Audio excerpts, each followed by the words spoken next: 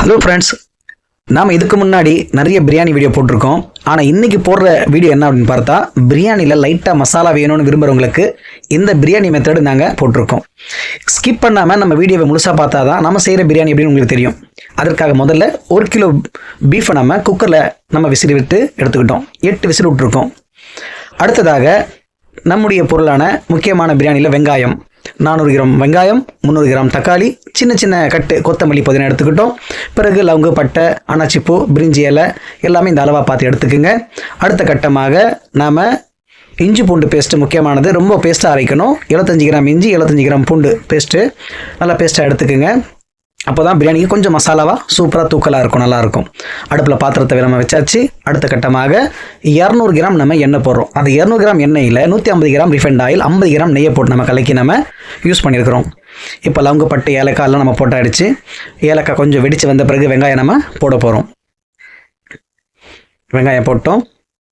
வெங்காயம் நல்லா செந்நிறமாக நல்லா சிவப்பாக கொஞ்சம் ஆகணும். அதுக்கு பிறகு இஞ்சி பூண்டு பேஸ்ட்டு போட்டு நம்ம நல்லா மிக்ஸ் பண்ணிக்கலாம்.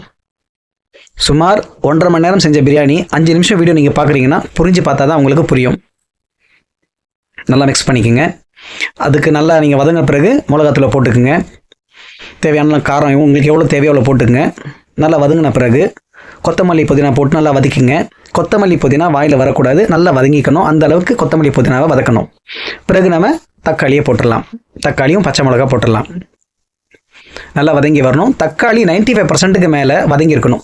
அது வதங்கி நல்லா இதுவாகிறதுக்காக நம்ம அந்த கறியில் இருக்கக்கூடிய தண்ணி எடுத்து நம்ம மிக்ஸ் பண்ணி போட்டுக்கிட்டோம். தக்காளி நல்லா வேகணும், வதங்கி நல்லா வரணும். பாருங்கள், மூடி கொஞ்சம் நேரம் எடுங்க. அடி பிடிக்காமல் கலரிட்டே இருங்க.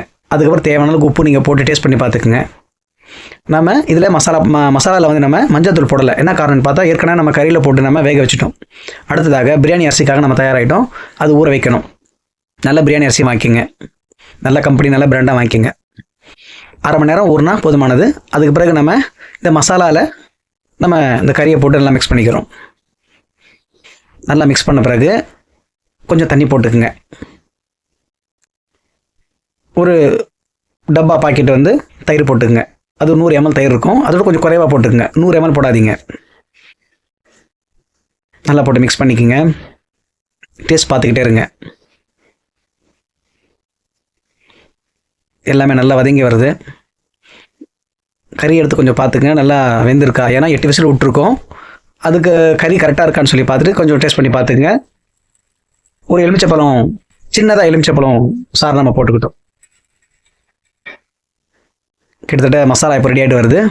இப்போ நம்ம அரிசி வடித்து போகிறதுக்காக மசாலாவில் தண்ணி வேணும் அப்படின்றதுக்காக சுடு தண்ணி எடுத்து 2 கிளாஸ் போட்டுவிட்டோம். நாம் பாருங்கள், அரிசி வந்து கொதி வந்துருச்சு. இப்போ வடித்து கொட்டணும். இப்போ இந்த நேரத்தில் வந்து நம்ம என்ன பண்ணுறோன்னு பார்த்தா, செக் பண்ணுறோம் கரெக்டாக இருக்கா, அந்த மசாலா ஃபுல்லாக கரைஞ்சி வந்துருச்சா, தக்காளி வெங்காயம் எல்லாமே கரைஞ்சிருக்கா. எங்கேயுமே கொத்தாக நிற்கக்கூடாது. கலரும் போது எங்கேயுமே கொத்தாக நிற்கக்கூடாது. எல்லாமே மிக்ஸ் ஆகி எல்லா அரிசியில் ஒன்றோடு ஒன்றா சேர்ந்து ஊறி சூப்பரான பிரியாணி ரெடி பண்ணுறதுக்கு அந்த நம்ம முயற்சி பண்ணுறோம். பாருங்கள், அரிசி ஒரே கொதி வந்து எடுத்து நம்ம வடித்து பாத்திரத்தில் போட்டு கலரணும். பயப்படாமல் நீங்கள் கலரலாம், அரிசி உடையாது. நல்லா உள்ளே இருந்து கரண்டி போட்டு நல்லா கலர்னிங்கன்னா ஃபுல்லாக மிக்ஸ் ஆகும். நல்லா மிக்ஸ் பண்ணுங்க. மசாலா சாப்பாடோட நல்லா எல்லாமே மிக்ஸ் ஆகணும். அங்கங்கே மசாலா நிற்காத அளவுக்கு நீங்கள் பக்காவாக மிக்ஸ் பண்ணிட்ட பிறகு அடுப்பில் தம் வைக்கிறதுக்கு தயாரிடுங்க. நேச்சுரலான பிரியாணி, எந்த கலர் எதுவுமே போடலை. தம்முக்கு ரெடி பண்ணிட்டோம். 1/2 மணி நேரம் தம்முக்கு வைக்க போகிறோம். பாத்திரம் மேலே மூடி வந்து டைட் ஆகிறதுக்காக வடித்த தண்ணியுடைய அந்த பாத்திரம் மேலே வச்சு நம்ம தம்ம கொட்டோம். 1/2 மணி நேரத்துக்கு பிறகு நம்ம பார்க்குறோம், சூப்பராக பூ போல மகிழ்ந்த பிரியாணி நமக்கு ரெடி ஆகிடுச்சு. பார்த்தீங்களா, எல்லாம் அரிசியில் மசாலா மிக்ஸ் ஆகிருக்கு. பாருங்கள், நம்ம 2வது தடவை நம்ம கலர்றோம். கலர வேண்டிய அதிகமான அவசியமே இல்லாத அளவுக்கு சூப்பரான பிரியாணி நமக்கு ரெடி ஆகிடுச்சு. பார்த்தீங்களா, கறி அவ்வளோ சாஃப்ட் ஆகிடுச்சு. இந்த மாதிரி நீங்கள் வீட்டில் சாப்பிட்டீங்கன்னா வெளியே எங்கேயுமே சாப்பிட மாட்டீங்க.